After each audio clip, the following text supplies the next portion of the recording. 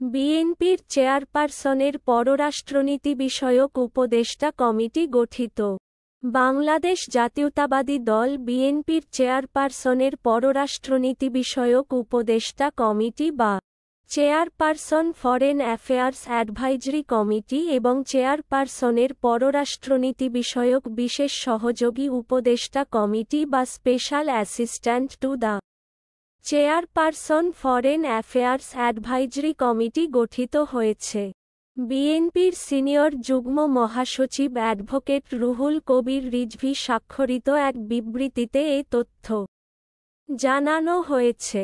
চেয়ারপারসনের পররাষ্ট্রনীতি বিষয়ক উপদেষ্টা কমিটির চেয়ারের দায়িত্ব পেয়েছেন দলটির ভারপ্রাপ্ত চেয়ারম্যান তারেক রহমান। এই কমিটির অন্য সদস্যরা হলেন doctor Abdul Moin Khan, Nazrul Islam Khan, Amir Khasru Mahmud Chowdhury, air vice marshal অব. আলতাফ হোসেন চৌধুরী, আব্দুল আওয়াল মিন্টু, অ্যাডভোকেট নিতাই রায় চৌধুরী, ইসমাইল জবিউল্লাহ, হুমায়ুন কবির, সিরাজুল ইসলাম ও তাজভিরুল ইসলাম।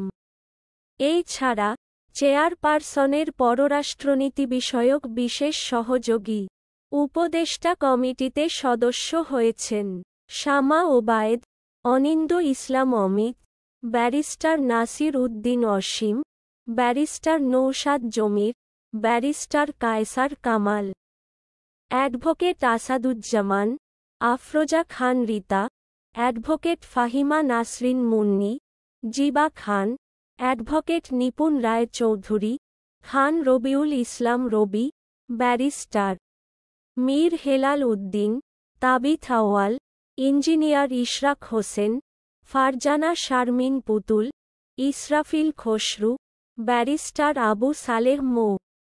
সায়েম, ইউকে ও মো.